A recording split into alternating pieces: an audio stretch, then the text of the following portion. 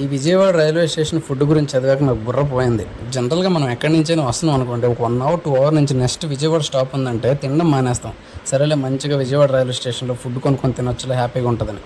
కానీ ఇది చదివాక అసలు అక్కడ ఫుడ్ ఎంత దారుణంగా ఉంటుందో తెలిసింది. అక్కడ ఫుడ్ టెస్టింగ్ టీము లేదా కొంచెం గవర్నమెంట్ టీం వాళ్ళందరూ ఉంటారు కదా, వాళ్ళందరికీ చాలాసార్లు వీళ్ళు దొరికారంట. పాడైపోయిన ఫుడ్ అమ్మడం, లేదంటే కింద పడిపోయింది అమ్మడం, మంచి వాటర్ బాటిల్ అమ్మకపోవడం, ఎక్కడో వాటర్ ఫిల్ చేసి అమ్మడం, లేదంటే ఇంకా చాలా వరకు. సో వీళ్ళందరిపైన ఫైన్లు వేయడం, గెంటేయడం, ఏం చేస్తున్న కేసులు పెడుతున్నా కూడా వాళ్ళ సెపరేట్ టీముని తీసుకురావడం చేస్తున్నారంట.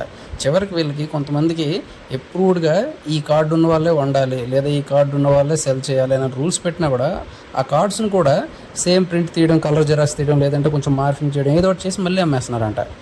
ఎక్కువగా ఇంకేం చేస్తున్నారంటే 8, 9, 10 ప్లాట్ఫామ్స్లో అయితే ఇది ఎక్కువగా అమ్ముతున్నారంట. అటు చెకింగ్కి వీళ్ళు రారని చెప్పి మధ్యాహ్నం టైంలోనో లేదంటే నైట్ టైంలోనో సేల్ చేసేయడం. విజయవాడ అంటే ఇంకా ఆబ్వియస్లీ ఎక్కువ ట్రైన్స్ వస్తుంది ఈ టైం ఆ టైం కాకుండా.